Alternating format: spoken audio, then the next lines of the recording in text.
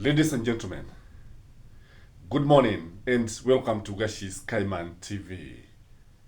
In an effort to consolidate power, William Samoei Ruto is using a strategy in politics known as gather all, scatter none.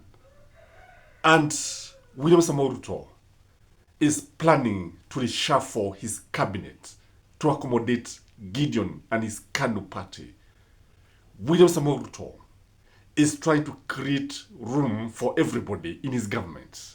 In fact, in one of his latest public take yesterday, he told Kenyans that he has been talking to Uhuru Muigai Kenyatta, Raila Odinga, Gideon Moi, and many other leaders on how he is going to transform this country into a first world country. But that is not the issue here. I'm going to discuss that one in another video. The issue here is that there is panic as William Samoei Ruto prepare to reshuffle his cabinet. In KANU, Gideon is expected to join the cabinet himself. There are those who are arguing that Gideon should only propose names to William Samoei Ruto to be appointed into William Samoei Ruto's tainted cabinet. But there are those who are of the view that Gideon himself must join William Samoei Ruto's cabinet. I don't know how he's going to join.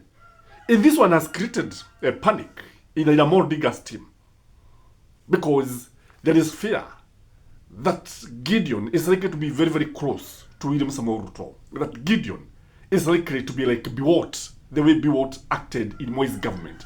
That there are so many people who will be replaced in none other than Oburu, the elder brother of Raila Odinga, addressed this because it is argued that being a business person, being a businessman, Gideon is very, very much interested in the energy minister. You know, you are ile wizara ina pesa jameni. There's a lot of money in this minister. It is very, very lucrative. Because you see, you cannot bring somebody like a Gideon, ambaye ni mtu wa biashara, alafu unampe a cabinet position like culture and social services that doesn't hold anything, doesn't have cash, doesn't have cash flow. He's also interested in trade and industry, I understand. And because of this, like now you see, the Ministry of Energy is held by Opiyo Wandayi. Opiyo Wandayi is Raila's man. And the reason why he was given this docket is because Raila negotiated. Because you don't negotiate for any minister. You negotiate for specific ministry with reasons, of course. Maybe you can tell us why you think Raila negotiated for this for this ministry. Now, and also the finance. You can now get it to see the value of Raila Odinga. Minister of Finance, that is Treasury, and this other one of Energy. And specifically, they were given to leaders who comes from Luo Nyanza. Now, but this is not the issue here. The issue is that there is fear in Raila's camp that some of his CSs could be fired by William Samoei Ruto.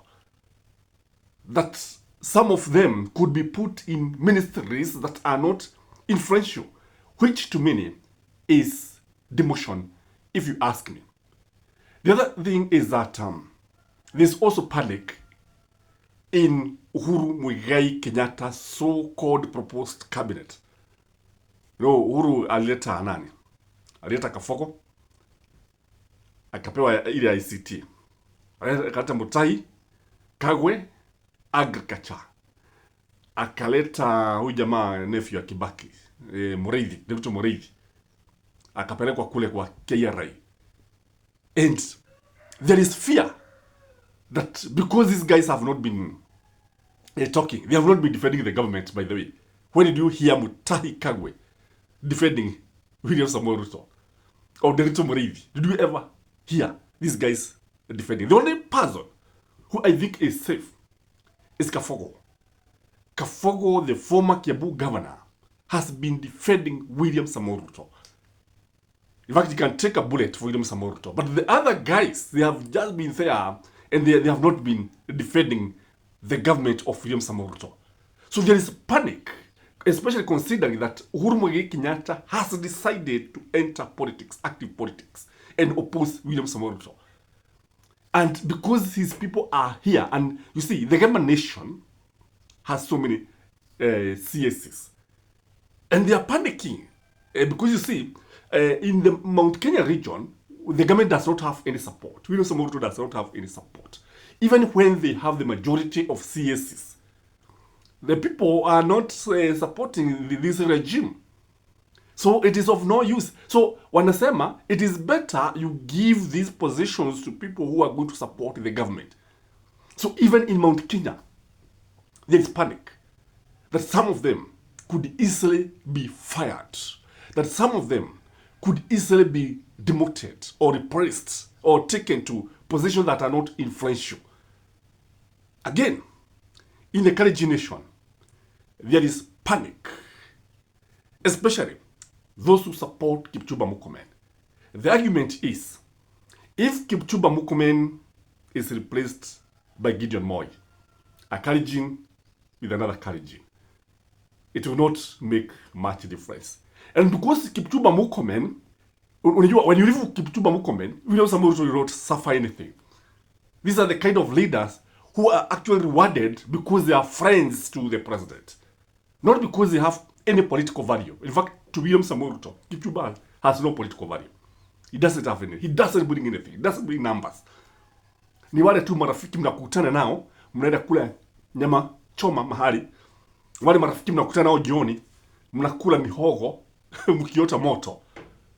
These are the kind of arguments that are there. That the Kalenjin could easily lose when Gideon enters the government. Because William Samoei Ruto, those who argue, are arguing that it is very, very easy for William Samoei Ruto to bring Gideon, tell Mkalenjin mwingine wewe sogea huyu ni ndugu yako, and he will not suffer any consequence. Because here comes Gideon. Gideon has numbers. They may not be as many as one would expect, but the fact that William Samoei Ruto can see numbers. You know, William Samoei Ruto now is interested in numbers. Hakuna kitu kingine anataka. Numbers. Just bring numbers to William Samoei Ruto and he will reward you. Just bring 100,000 to William Samoei Ruto and you'll be very, very happy. Remember, William Samoei Ruto defeated Raila Odinga with just less than 200,000 votes. Can you imagine? And now, here comes a Gideon who can change the political matrix. And there will be no opposition now in the Kalenjin nation. So these guys are very, very much worried. Because in the fullness of time, William Samoei Ruto is going to reshuffle the cabinet. The axe is just about to fall. Litamwagukia nani shoka? Yetu ni macho tu. Kwa sababu William Samoei Ruto is that kind of a friend who does not owe anybody anything. William Samoei Ruto does not feel that he owes you anything. He can betray you. He can do anything. Look at the way he's actually changing the story of dynasties. Because what he's doing, he has brought now the dynasties together. The same president who was actually accusing the dynasties. Sijui dynasty is baya, dynasty nini, haso natawala. Now, look, he has brought 3 prominent families. They are the ones that are ruling. Kenyatta's family, Raila Odinga's family, just Jaramogi's family. Now, Ruto's family again.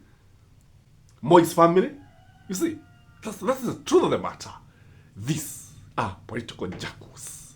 And they always unite when threatened. That is my take, ladies and gentlemen. I don't know what you think, but from where I sit, things are going to be very, very interesting moving forward. Have a blessed day, and please like the video, comment, and share. Bye-bye.